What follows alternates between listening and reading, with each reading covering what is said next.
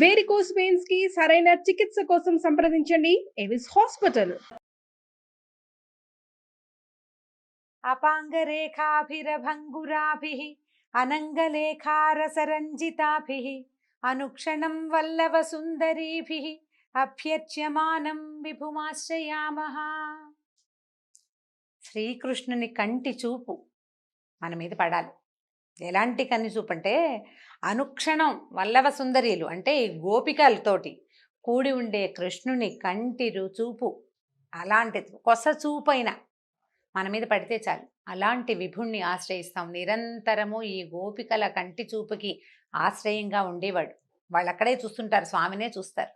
మనం కూడా అలాగే మన హృదయాలు కూడా కృష్ణుణ్ణి ఆశ్రయించి ఉండాలి, ఆయన్నే ఆశ్రయించి ఉండాలని చెప్తున్నాం. దేవకి వసుదేవుల మొదటి కుమారుడైన కీర్తిమంతుణ్ణి కంసుడు వధించాడు. తర్వాత వాళ్ళని చెరసాల్లో వేశాడు. చెరసాల్లో వేస్తే కంసుడికి ఇతను కొంచెం దుర్మార్గమైన ప్రవర్తన కలిగి ఉన్నవాడికి అతని మామగారైన జరాసంధుడు పూర్తిగా మద్దతు ఇచ్చాడు. ఆయనకి 2 కూతుళ్ళు ఉన్నారట జరాసంధుడికి. వాళ్ళిద్దరినీ కంసుడికి ఇచ్చి పెళ్లి చేశాడు. తర్వాత వీళ్ళు ఏం చేశారు, నరమాంస భక్షకులైన చాలామంది రాక్షసుల్ని పంపించి యాదవులని అంటే వసుదేవుని కుటుంబానికి వంశానికి చెందిన వాళ్ళని హింసించడం మొదలుపెట్టారు. దీన్ని భరించలేక చాలామంది దేశాలు బట్టి పారిపోయారట. కురు, పాంచాల, కేకయ, శాల్వ, తర్వాత విదేహ, విదర్భ, విదేహ, కోసల దేశాలలో ఆశ్రయం పొందారు. ఈతో పడలేక అక్కడికి వెళ్ళిపోయారనమాట. కొందరు నందుని గోకులంలో ఆశ్రయం పొందారు. వసుదేవుని భార్య అయిన రోహిణి కూడా అదే గోకులంలో తలదాచుకుంది. కొందరు యాదవులకు పారిపోయే అవకాశం లేకపోయింది, వాళ్ళు వెళ్ళలేకపోయారు ఎక్కడికి. వాళ్ళు మాత్రం ఈ కంసుడిని ఆశ్రయించి అతని దగ్గరే సేవ చేస్తూ ఉండిపోయారు. ఈ కీర్తిమంతుడు తర్వాత వరుసగా దేవికి 5 కుమారులు కలిగారు. వారందరినీ పుట్టగానే పురిటి కందులనే కంసుడు నిర్దాక్షిణ్యంగా పొట్టను పెట్టుకున్నాడు. అయితే 7వసారి గర్భం ధరించింది ఈసారి. ఈ 7వసారి గర్భంలో విష్ణువంశైనటువంటి ఆదిశేషుడు ఆమె గర్భంలో మానవ శిశువుగా రూపొంది ఉన్నాడు. అయితే వెంటనే శ్రీహరి ఏం చేశాడట, యోగమాయని పిలిచి, దేవి నువ్వు భూలోకానికి వెళ్ళు, ఈ దేవకీదేవి గర్భంలో ఉన్న శేషుడనే నా అంశం ఉంది, ఆ గర్భాన్ని ఆకర్షించి నందగోకులంలో ఉన్నటువంటి రోహిణీదేవి గర్భంలో ప్రవేశపెట్టు. తర్వాత నేను దేవకీదేవికి 8వ పుత్రుడుగా జన్మిస్తాను. ఇక్కడ దేవకీదేవి గర్భం ధరించే సమయానికి అక్కడ నందగోకులంలో నందుని భార్య అయిన యశోదాదేవి కూడా గర్భవతి కావాలి. నేను దేవకి గర్భంలో పుత్రుడుగా జన్మిస్తాను, నువ్వు యశోద గర్భంలో పుత్రికగా జన్మించు. భూలోకానికి వెళ్ళి అక్కడ గర్భస్థ శిశువుగా ఉండి మరల తిరిగి వచ్చిన కాలం అంతకాలం నువ్వు అక్కడ ఉన్నందుకుగాను నిన్ను మానవులు దుర్గా, భద్రకాళి, విజయ, వైష్ణవి, కుముద, చండిక, కృష్ణ, కన్యక, మాయా, నారాయణి, శారద, అంబిక అనే పేర్లతోటి పిలుస్తారు. ఇన్ని పేర్లతోటి నువ్వు అక్కడ కొలవబడతావమ్మా. నీకు ఆలయాలు నిర్మిస్తారు, అవన్నీ పుణ్యక్షేత్రాలు అవుతాయి. నువ్వు భూలోకంలో కోరిన కోరికలు తీర్చే కల్పవృక్షంగా ఉంటావు. మానవులు నిన్ను నిత్యము ధూపదీప నైవేద్యాలతో సేవిస్తారు అని చెప్పాడు. చెప్పేసరికల్లా యోగమాయాదేవి భూలోకానికి బయలుదేరింది. ఈ దేవకీదేవి గర్భంలో ఉన్న శిశువుని ఆకర్షించి రోహిణీదేవి గర్భంలో నిక్షేపించింది. మధురలో అందరూ దేవకీదేవికి 7వ గర్భస్రావం అయిపోయింది, శిశు జననం జరగలేదని అనుకున్నారు. 1 సంవత్సరం గడిచింది. రోహిణీదేవికి కుమారుడు కలగానే ఇక్కడ మధురలో దేవకీదేవి 8వసారి గర్భం దాల్చింది. శ్రీమన్నారాయణుడి అంశ గర్భంలో ఉండటం వల్ల ఆమె నుంచి ఆశ్చర్యకరమైన తేజస్సు వెలువడిందట. ఆ తేజస్సు వలన చీకటిగా ఉండే చెరసాలంతా వెలుగుతో నిండిపోయింది. కాపలా వాళ్ళు ఆ విషయం కంసుడికి చెప్తే, ఈమె నుంచి వస్తున్న తేజస్సుతో కారాగారం అంతా దేదీప్యమానంగా ఉంది, ఇంతకుముందు 7 గర్భాల్లోనూ ఈ వింత చూడల. ఈ 8వ గర్భంలో ధరించగానే ఈమెలో వచ్చిన మార్పు, ఈ తేజస్సు చూస్తుంటే తప్పకుండా నన్ను వధించేందుకు విష్ణువే ఈమె గర్భంలో దాగి ఉన్నాడని అనిపించింది. ఏం చేయాలో పాల్పోలేదు. పోనీ ముందే దేవకీదేవిని వధించేస్తే, పిల్లాడు పుట్టకముందే ఆమె చెల్లెల్ని చంపేస్తే సరిపోదు, అలా కూడా అనుకున్నాడు కానీ అతని ఆలోచన మారిపోయింది. విష్ణుమాయ వల్ల మారిందంతే. ఏమనుకున్నాడు, గొప్ప లక్ష్యాలు సాధించాలంటే తొందరపాటుతో పనులు చేయకూడదు. నేను చాలా పరాక్రమశాలిని, ఇప్పుడు ఇంత గొప్ప కీర్తివంతుడైన వ్యక్తి స్త్రీ హత్యకు పూనుకుంటే 4 అసహించుకుంటారు. స్త్రీ, అందు నా సోదరి, ఆపై గర్భవతి, ఆమెను హత్య చేస్తే నా కీర్తి పోతుంది, సంపదను క్షీణిస్తుంది, ఆయుర్దాయం నశిస్తుంది. వధించను, కానీ సంతానాన్ని వదిలిపెట్టకూడదు అనుకున్నాడు. సరే, ఆమెను చూడ్డానికి వచ్చిన వాడు కూడా మళ్ళీ వెనక్కి వెళ్ళాడు. కానీ అతనికి ఆ తేజోవంతమైన ఆమె ముఖము, ఆ మహాద్భుత సౌందర్యము వదిలిపెట్టలేదట ఆయన దృష్టిని. ఎంతసేపు హరి తలుచుకుంటూ తలుచుకుంటూ తలుచుకుంటూ విష్ణువునే తలుచుకుంటూ ఉండేవాడు. ఆయుధాలతో చేసిన గాయాల కంటే కూడా ఈ గాయం ఈ మనసు లోపల నన్ను చంపబోయేవాడు ఈ వెలుగులో ఉన్నాడు అన్న భావన అతన్ని చాలా బాధించిందట. తింటున్నా, కూర్చున్నా, పడుకున్నా, నిద్రపోతున్నా, ఏం చేస్తున్నా సరే అతన్ని ఈ విష్ణు చింతన వదిలిపెట్టలేదు. ఇక భగవంతుడే, ఇక రెండో ఆలోచన లేదనమాట. ఏం చేస్తున్నా శ్రీహరి ఆలోచనే ఉండేది. ఈవిడ దేవకి ప్రసవ సమయం దగ్గర పడింది. బ్రహ్మరుద్రాది దేవతలందరూ కారాగారానికి వచ్చారు ఆమెను చూడ్డానికి. గర్భస్థ శిశువుగా భగవంతుడు ఉన్న ఆ గర్భము ధరించిన మాతృమూర్తిని చూడ్డానికి వచ్చారు. అందరూ చూసి ఆమెకు ధైర్యం చెప్పారు. నీ పిల్లవాడిని ఏమీ చేయలేడా మా కంసుడు, నీ పిల్లవాడు ఈ పుట్టబోయే నీ కొడుకు యాదవులని రక్షిస్తాడని చెప్పి ధైర్యం చెప్పారు. తర్వాత ఆ మంగళమైన ముహూర్తం ఆ రోజు ఎదురుపడింది. ఏ రోజు వచ్చింది చూడండి, శ్రీకృష్ణ జననం. సర్వాత్మకుడు, సర్వశేషి, సర్వవ్యాపకుడు అయినటువంటి శ్రీమన్నారాయణుడు తన అంశతోటి దేవకీదేవి పుత్రుడిగా మానవుడై అవతరించబోతున్న మంగళకరమైన ముహూర్తం. భక్తులు తమ చర్మచక్షువులతో తనని చూడలేరని, అంటే మనం ఎవ్వరం నేకడేది మాంసనేత్రంతో భగవంతుడిని చూడలేం. మనకి కనిపించటానికే, మానవులని ఉద్ధరించటానికే, భూభారం తగ్గించటానికి భగవంతుడు గర్భస్థ శిశువుగా, ఏ జన్మంటూ లేనివాడు, జన్మే లేని మహానుభావుడు జన్మించటానికి ఉద్యుక్తుడయ్యి ఆమె గర్భంలో ప్రవేశించాడు. ఆమె బయటికి రాబోయే సుముహూర్తం దగ్గర పడిందట. వర్ష ఋతువులోని శ్రావణ మాసం, కృష్ణపక్షంలోని అష్టమి తిథి, అర్ధరాత్రి సమయం. నక్షత్రాలు, గ్రహాలు అన్నీ అత్యంత శుభప్రదమైన స్థానాల్లో ఉన్నాయి. చంద్రుడు రోహిణి నక్షత్రస్థుడై ఉన్నాడు. దిక్కులు ప్రశాంతంగా ఉన్నాయి. ఆకాశంలో మబ్బులు లేవు. గుంపులు గుంపులుగా ఉన్న నక్షత్రాలు విశేషంగా ప్రకాశిస్తున్నాయి. ఎంత విశేషంగా ఉందో చూడండి. నదుల్లో నీరు ప్రశాంతంగా ఉందట. గాలి సుగంధాన్ని మోసుకొచ్చి ఎంత హాయో చల్లని గాలి వీస్తోంది. విప్రుల అగ్నిగృహాలలో త్రేతాగ్నులు నిలకడగా జ్వలిస్తున్నాయి. భగవంతుడు రాబోతున్నాడన్న ఆనందంతో అగ్నులు కూడా నిలకడగా జ్వలిస్తున్నాయట. అరణ్యాల్లోనూ ఉపవనాల్లో వృక్షాలకి, లతలకి అర్ధరాత్రి సమయంలోనే పువ్వులు పూసేసినాయట గుత్తులు గుత్తులుగా. ఆ పువ్వుల వాసనకి తుమ్మెదలు వచ్చి చేరిపోయినాయట వాటి మీద. ఈ మధుర, సూరసేన దేశాల్లోని పట్టణాల్లో, నగరాల్లో, గ్రామాల్లో, గొల్లపల్లెల్లో కూడా అంతకుముందు ఎన్నడూ కనపడని ఎన్నో శుభశకునాలు కనిపించినాయట. గంధర్వులు, కిన్నరులు ఆకాశంలో నిలిచి ఆనందంగా గానం చేస్తున్నారు. మునులు, దేవతలు ఆకాశం నుంచి పుష్పవృష్టి కురిపిస్తున్నారు. బ్రహ్మ అధిష్టాన దేవతగా కలిగిన రోహిణీ నక్షత్రంలో జన్మమే లేని శ్రీమన్నారాయణుడు దేవతా స్వరూపిణి అయిన దేవకీదేవి యందు భువనమోహనుడైన మానవ శిశువుగా జన్మించాడు. అయితే ఈ శ్రీకృష్ణ పరమాత్మ జన్మించిన తిథి భాగవతంలో చెప్పబడలేదండి. ఇదంతా విష్ణు పురాణంలో ఉంది, ఏ సమయంలో జన్మించాడు ఏమిటి అనేది. అయితే వర్ష ఋతువులో శ్రావణ మాసంలో నేను పుడతానని చెప్పాడని ఉన్నది. ఆ తర్వాత ఈ పుట్టగానే శిశువు వెంటనే పద్మపత్రాల వంటి నేత్రాలు, 4 భుజాలు, శంఖము, చక్ర, గద వంటి మహా ఆయుధాలని ధరించి వక్షస్థలం మీద శ్రీవత్సం అనే రేఖతోటి, అంటే ఒక పుట్టుమచ్చ ఉంటుంది విష్ణుమూర్తి, దాన్ని శ్రీవత్సము అంటారు. రేఖలాగా ఉంటుందట, చిన్న చిన్న గీతలుగా ఉంటుంది. మెడలో కౌస్తుభమణి, పచ్చని పట్టుబట్టతోటి, దట్టమైన మేఘం వంటి మైఛాయతోటి, శరీరపు ఛాయతోటి ఈయన ఏం చేశాడు, అమూల్యమైనటువంటి మణులు పొదిగిన స్వర్ణ కిరీట కుండలాలతోటి, వాటి కాంతితో మెరిసిపోతున్న దట్టమైన ముంగురులతోటి, అనేక దివ్యాభరణాలతోటి ఆ చెరసాలలో తన తాలూకు దివ్యమైన తేజస్సుని నింపుతూ లేచి నుంచున్నాడు. పసిబిడ్డ ఒక్కసారి చతుర్భుజుడైన విష్ణుమూర్తిగా సాలంకృతుడుగా వాళ్ళకి దర్శనమిచ్చాడు. వసుదేవుడు ఆశ్చర్యచకితుడైపోయాడు. శ్రీమన్నారాయణనే అట్లా చూస్తూ ఉండిపోయాడట. తన పిల్లవాడు పుట్టాడు అనే భావం లోపలే అది పూర్తిగా మనసులో నిండకముందే శ్రీహరి అనే భావం ఉదయించేసిందట. ఆయన చూసిన భాగ్యమో, పుత్రుడు కలిగిన ఉత్సాహమో తెలియక ఆయన మనసు ఆనంద తరంగితమైపోయింది. నీటిని ముట్టుకుని 10,000 గోవుల్ని వేదవేత్తలకి ధ్యానం చేస్తానని ప్రమాణం చేసుకున్నట్టు. ఈ శిశువు నాకు కలిగిన సందర్భంలో 10,000 సాలంకృతమైన గోదానం చేస్తానని ప్రతిజ్ఞ చేసుకున్నాడు మనసులోనే. ఈ లోకేశ్వరుడైనటువంటి శ్రీహరే స్వయంగా తనకి పుత్రుడిగా జన్మించాడు అని తెలియగానే ఇక భయం పోయింది. ఏమవుతుందోనన్న భయం లేదు, జీవితేచ్ఛ లేదు, జీవితం పట్ల భయం లేదు. చేతులు జోడించి నమస్కరించాడు. ఈ పుట్టగానే నారాయణమూర్తిగా తమ ఎదుట నిలబడ్డటువంటి ఆ శిశువును చూసి దేవకీదేవి కూడా చాలా స్తుతించింది. కానీ ఆ తల్లి ప్రాణం గిలగిల్లాడిపోయింది. బిడ్డ ఏమైపోతాడు, నా పిల్లాడు ఎలాగా అని తల్లి ప్రాణం కొట్టుకుపోయిందట.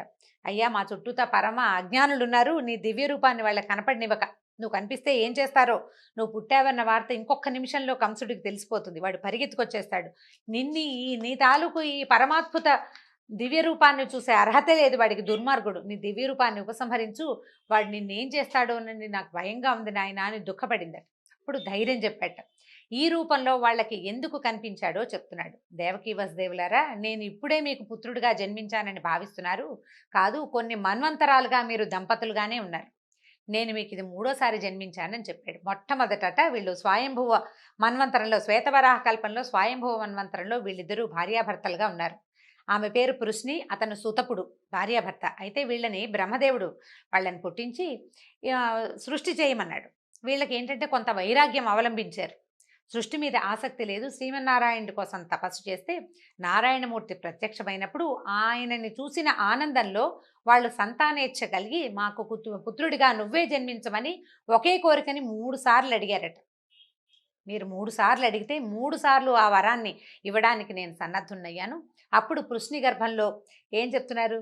మొట్టమొదటిసారి పృశ్నికి జన్మించి పృశ్ని గర్భుడిగా పేరు పొందాను. రెండో జన్మలో మీరు అదితి కశ్యపులుగా ఉన్నప్పుడు నేను వామనుడిగా మీకు జన్మించాను. అప్పుడు ఇంద్రుడు నాకు అన్నగా ఉన్నాడు. ఇది మీ యొక్క 3వ జన్మ. ఈ రకంగా మీరు కోరిన కోరికని తీర్చానని, 3 సార్లు మీ కోరిక తీరిందని మీకు తెలియచేయటానికే నేను మీకు ఈ రూపంలో కనిపించానని చెప్పాడు. మీరు ఈ జన్మలో ఒక్కొక్కసారి నేనే పరబ్రహ్మాన్నని, అంటే పరదైవతాన్ని నేనేనని మీరు తెలుసుకుంటారు.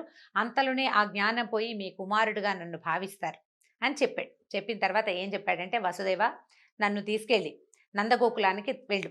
నీకేమీ భయం లేదు. నువ్వు అక్కడ అదే సమయానికి యశోదాదేవి స్త్రీ శిశువుకి జన్మనిచ్చింది. ఈ పిల్లవాడిని అక్కడ అట్టపెట్టి అక్కడ ఉన్న చంటి పిల్లని ఎత్తుకొచ్చేసేయమన్నాడు. నీకు ఏమీ భయం లేదు. కారాగృహంలో వెళ్ళడానికి నీకే అనుమానం లేదు. నా మాట మీద వెళ్ళిపో. ఆదిశేషువు బయట ఉన్నాడు, నీకు కావలిగా నీతో పాటు వస్తాడు అని చెప్పేసరికల్లా వెంటనే ఈ చతుర్భుజ నారాయణమూర్తిగా ఉన్నవాడు పసిబిడ్డ అయిపోయి కేవ్వమంటూ ఏడ్చాడట. ఇక నవజాత శిశువుని అప్పుడే పుట్టిన ఆ బిడ్డను తీసుకుని వసుదేవుడు ముద్దు పెట్టుకున్నాడు. పిల్లవాడిని ఎత్తుకుని గుమ్మం దాటానికి బయలుదేరాడు. అయితే వీళ్ళు ఏం చేశారు? కాపలా వాళ్ళు కారాగారం బయట పెద్ద పెద్ద గడియలు పెట్టి గొలుసులు తగిలించారు. ఈయన కాళ్ళకి గొలుసులు ఉన్నాయి, బయట గొలుసులు, వాటికి తాళాలు ఉన్నాయి. కాలికి సంఖ్యల ఊడిపోయింది. తలుపు దానంతట అదే తెరుచుకుంది. కావలి వారంతా నిద్రాగతులైపోయి ఉన్నారు. అంతా విష్ణుమాయ ఆవరించేసింది ప్రపంచం అంతా. బయటికి వచ్చాడు పిల్లవాడిని తీసుకుని. ఆ చేతిలోకి వచ్చిన శిశువుని నెత్తి మీద పెట్టుకున్నాడట. ఆయన తల మీద పెట్టుకుని బయటకు వచ్చేసరికల్లా 1000 తలల ఆదిశేషువు వాకిట్లో నిలబడి ఉన్నాడు.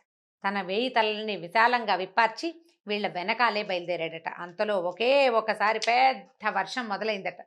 మామూలు వాన కాదు. మొత్తం ప్రపంచంలో ఉన్న మబ్బులన్నీ వచ్చి ఈ మధురానగరం మీదే కురుస్తున్నాయా అన్నంత పెద్ద వానట. కారు మబ్బులు, ఉరుములు, పిడుగులు. అసలు ప్రపంచమంతా ఈ వర్షం వచ్చేసరికల్లా ఇంకా నిద్రాపరవశులు అయిపోతారు. జనం ముడుచుకుని పడుకుంటారు. మెలకువ రాదు, నిద్రలోకి జారిపోతారు. ఇంతలో అక్కడే ఉన్న యమునా నది, ఎక్కడెక్కడి వర్షపు నీరు యమునా నదిలోకి ప్రవేశించింది. ప్రశాంతంగా ఉండే యమునా నది గట్లు పొరుచుకుని ఉధృతంగా ప్రవహించడం మొదలుపెట్టింది. ఈయన చెరసాల నుంచి బయటకు వచ్చాడు. అక్కడ ఆదిశేషు ఉన్నాడు కదా, ఈ పడగలు విప్పి వాళ్ళని రక్షిస్తూ ముందుకు బయలుదేరాడు. ఆయన యమునా తీరం చేరాడు. లోతైన యమునా నదిలో ప్రవాహ వేగం పెరిగిపోయింది. పెద్ద పెద్ద కెరటాలు వస్తున్నాయి. అయినా సరే ఈయనేమో ఆలోచించలా. విష్ణువు వెళ్ళిపోమన్నాడు, వెళ్ళిపోవటమే. అడుగులు వేసి యమునలోకి దిగంగానే యమున, అంత పెద్ద యమున, రాముల వారికి సముద్రం దారిచ్చినట్టుగా ఈ యమునా నది అంత తరంగాలతో ఉన్నది కూడా ఆయన నడవడానికి వీలుగా దారిచ్చేసిందట. వాన పడకుండా ఆదిశేషువు శిశువుని తండ్రిని రక్షిస్తూ పూర్తిగా ఈ నందగోకులానికి చేరేదాకా ఆదిశేషువు వెనకాలే ఉన్నాడు. ఈ యోగమాయ ప్రభావంతో గోకులంలో అందరూ గాఢమైన నిద్రలో ఉన్నారు. పురిటింట్లో కూడా ఎవ్వరూ ఏ సందడి లేదు. యశోదాదేవికి తను బిడ్డకి ప్రసవించానని తెలుసు, కానీ స్త్రీ శిశువో పురుష శిశువో ఆమె మర్చిపోయింది. ఆమెకు తెలియదు. ఈ ప్రసవం చేసిన స్త్రీలకి కూడా పుట్టినవాడు పిల్లవాడా పిల్ల అనే ధ్యాస లేదు. అందరూ ఎవరి ద్వారాన వాళ్ళు మత్తులో పడున్నారు. ఈయన నిశ్శబ్దంగా తను తీసుకొచ్చినటువంటి నారాయణ నవశిశువుని అక్కడ పడుకోబెట్టి అక్కడ ఉన్న వెలిగిపోతున్నటువంటి బాలికని చేత్తో పుచ్చుకున్నాడు. తీసుకుని బయటకు వచ్చేసాడు. బయటకు వచ్చి మళ్ళీ మధురా నగరంలోకి దారి తీశాడు. నగరంలోకి వచ్చేసాడు. యమునా నది దారి ఇచ్చింది. ఆదిశేషువు కాపాడుతున్నాడు. కారాగారంలోకి ప్రవేశించాడు. మొత్తం తలుపులు అన్నీ యథావిధిగా ఎక్కడపక్కడ మూసుకుపోయింది. లోపలికి వెళ్ళిపోయి తన కాలికి సంఖ్యలు తగిలించుకుని పిల్లని తెచ్చి దేవకీదేవి పొత్తిళ్లలో పడుకోబెట్టాడు. పిల్లని నేల మీద పెట్టిన మరుక్షణం కేవ్వమని ఏడ్చిందట చంటి పిల్ల. పెద్దగా ఏడ్చింది. ఏడ్చేసరికల్లా అప్పుడే పిల్ల పుట్టేసిందని చెప్పి పిల్లవాడు పుట్టాడు అనుకుని కావలి వారంతా అరిచరిచి కేకలు పెట్టి బాకాలు ఊదారు. ప్రసవం అయిపోయింది, మహారాజు రావాలంటే పరిగెత్తుకుంటూ వచ్చాడట. ఆయన ఎట్లా పరిగెత్తుకొచ్చాడంటే, ఎప్పుడెప్పుడు తన మరణానికి కారణమయ్యేవాడు పుట్టేస్తాడో అని బెంగటిల్లిపోయి ఉన్నవాడు ఈ మంచం మించి లేవడం, ఆయన జుట్టు ముడేసుకుని పడుకున్నాడు. ఆ ముడి కాస్త ఊడిపోయింది. అపశకునం, రాజులు జుట్లు విరబోసుకుని బయటికి రాకూడదు. అడుగులు తడబడిపోతున్నాయి. మృత్యువు పిలుస్తోంది అనేసరికల్లా భయం వేస్తుంది. ఆ భయంతో అడుగులు తడబడిపోతున్నాయి. అన్ని అపశకునాలే. వస్తూ వస్తూ బల్లలు కుర్చీలు తన్నేసుకున్నాడు. అంటే ఆ ఉధృతిలో పరిగెత్తుకొస్తూ అనమాట, ఉద్వేగంలో ఎట్లాగోట్లా పరిగెత్తుకొచ్చేసాడు. వచ్చిన తర్వాత తీరా చూస్తే ఏముంది, ఆడపిల్ల. అక్కడి నుంచి దేవకిదేవి, అన్నా అన్నా వద్దు వద్దు, అష్టమ గర్భుడైన వాడు నీ మరణానికి కారణమవుతాడని చెప్పింది ఆకాశవాణి. ఇదేమో శిశువు, స్త్రీ శిశువు, ఆడపిల్ల, ఇది నిన్నేం చేస్తుంది? ఇంట్లో పుట్టిన మొట్టమొదటి పిల్ల, ఈ పిల్లని ఏం చెయ్యొద్దని పమిటలో దాచేసుకుందట. పిల్లని ఇవ్వలేదు ఆవిడ. ఇవ్వకపోతే ఆయన బలవంతంగా లాక్కున్నాడు. నువ్వు నా పెళ్ళైనప్పటి నుంచి పుట్టిన పిల్లల్ని చంపేశావు, నేను ఒక్కసారి కూడా ఏమనలేదు. ఆడపిల్ల, ఈ ఒక్క పిల్ల ఇదే ఆఖరిది, నాకు 8వ సంతానం అని జ్యోతిష్కుడు చెప్పారు అందరూ. ఈ ఆఖరి బిడ్డనైనా నాకు బతికించి ఇవ్వమని ఆవిడ ఎంత బతిమలాడినా ఆయన వినకుండా ఈ కాళ్ళు చేత్తో పుచ్చుకున్నాడు. 2 కాళ్ళు ఎత్తి విసిరాడు అక్కడున్న ఒక బండరాయి మీదకి. ఈ విసరంగానే ఈ శిశువు రాతికి తగలేదు, ఎగరటం ఆకాశంలోకి ఎగిరిపోయింది. శక్తి స్వరూపిణిగా నిలబడిందట. ఎలా ఉందంటే ఘనమైన కిరీటము, అమూల్యమైన ఆభరణాలు, 8 భుజాలతోటి, దుర్నిరీక్షమైన తేజస్సుతోటి ఉంది. ధనుర్బాణాలు, శూలము, శక్తి, ఖడ్గము, డాలు, శంఖచక్రాలు, గద ధరించి అక్కడి నుంచి ఈమె పైకి ఇట్లా పెద్ద రూపం కనపడేసరికల్లా సిద్ధులు, చారణులు ఆకాశంలో అటు ఇటు ఆకాశ గమనం చేసే వాళ్ళంతా ఆమెను చూసి ఓ అమ్మవారు ప్రత్యక్షం అయిపోయిందని గానం చేసేస్తున్నారట. ఆమె ఇట్లా అంతట, ఓరి మూర్ఖుడా, నేనెవరో తెలియక చంపబోయావు. నన్ను చంపితే నీకొచ్చే ప్రయోజనమేముంది? ఏ ప్రయోజనము లేదు. ఇంతకు ముందు జన్మలో నిన్ను చంపినవాడు ఈ జన్మలోనూ నిన్ను చంపగలిగేవాడు పుట్టే ఉన్నాడు నాతో పాటే. అతడే నిన్ను చంపుతాడు. ఇది తప్పదు. మరణం నుంచి తప్పించుకోవాలని దీనులని హింసించడం ఇకనైనా మాను అని చెప్పి ఈ అష్టభుజాలతోటి ఉన్న మహోగ్రమైన రూపం క్షణంలో మాయమైపోయిందట. మాయమైపోయేసరికల్లా ఈ మాయమైన తల్లి భూలోకంలో అనేక స్థానాలతో అనేక నామాలతోటి వెలిసింది. ఇట్లా చెప్పిన మాట వినేసరికల్లా ఈ కంసుడు చేష్టలు దక్కి నిలబడ్డాడు. ఏం చేయాలో తెలియలా. ఎంత అపచారం చేశాను నేను అనిపించేసింది. చెల్లెలికి బావకి తను చేసిన ద్రోహం తలుచుకుని కుంగిపోయాడు. గొంతు పిగుల్చుకున్నాడు అతి కష్టం మీద. బావా, నేనెంత తప్పు చేశాను, నేనెంత ఘోరం చేశాను. మనుషులే అబద్ధాలు ఆడతారనుకున్నాను, దైవ వాక్కులు కూడా అబద్ధాలు ఆడతాయని నాకు తెలియలేదు. అష్టమ గర్భుడు నా మరణానికి కారకుడవుతాడు అనుకుంటే అష్టమ గర్భంలో ఆడపిల్ల పుట్టడం ఏమిటి? అదేమో నా చేతి నుంచి వెళ్ళిపోవటం ఏమిటి? ఇది దైవం అబద్ధం చెప్తుందని నేను అనుకోలేదు. అశరీరవాణి ఆకాశవాణి అసత్యం చెప్పదని నమ్మాను. ఇవన్నీ నా ప్రాణం కాపాడుకోవాలనే ఆతృతతోటి నరమాంస భక్షకుడిలాగా మీ పిల్లలందరినీ చంపేశాను. మీ పట్ల అపచారం చేశాను. నాకు నిష్కృతి లేదని అసలు ఇంకా కరిగి నీరే ప్రవహించేశాడనమాట కంసుడు. అక్కడి నుంచి మీరు చాలా జ్ఞానులు, మీకు తెలియంది లేదు. లోకంలో ఎవరు ఎవరిని చంపలేరు. ఎవరు జన్మించినా ఎవరు మరణించినా దానికి కాలమే కారణమని మీలాంటి వాళ్ళకి నేను చెప్పక్కర్లేదు. నన్ను క్షమించండి అని చెప్పి వాళ్ళ కాళ్ళు పట్టుకున్నాడు, చెల్లెలది బావది. వీళ్ళు కూడా వాళ్ళకి తెలుసు ఏం జరిగింది, ఏం జరుగుతోంది అని. తెలిసినా కూడా ఏం చేశారు, వీడితో మూర్ఖుడితోటి సంభాషణ ప్రమాదకరం అంచేత ఏమన్నారు, ఇక ఇలా జరగాల్సి ఉంది, జరిగింది. అందరిలోనూ పరమాత్మనే చూసేవాడికి ఒకడు మిత్రుడు కాదు, ఇంకోటి శత్రువు కాదు నాయన. పరమేశ్వరుడే ఈ లీలంతా నడిపిస్తాడు, ఏం పర్వాలేదు. నువ్వు ఆపలేవు, మేము ఆపలేవు, ఇలా జరిగేదాన్ని మనమేం ఆపుతాం, పరమేశ్వరుని లీల అని చెప్పి నిశ్శబ్దంగా ఉండిపోయారు. కంసుడు వాళ్ళిద్దరిని చెరసాల నుంచి విముక్తులను చేసేసాడు. వాళ్ళ అనుమతి తీసుకుని ఈ రాజమందిరానికి వెళ్ళిపోయాడు. ఈ వెళ్ళిపోయిన కంసుడికి ఎవరు ఎటువంటి సలహా చెప్పారు, అతను మళ్ళీ తన ప్రవర్తనని ఏ రకంగా మార్చుకున్నాడు. దుర్మార్గులు చూడండి, ఇవాళ చాలా రియలైజ్ అయినట్టు ఉంటారు, రేపొద్దుటికి వాడి ప్రవర్తన మారిపోతుంది. చంపేస్తానన్న చెల్లెల్ని వదిలిపెట్టాడు, నేను చంపనన్న పిల్లవాడిని చంపేశాడు.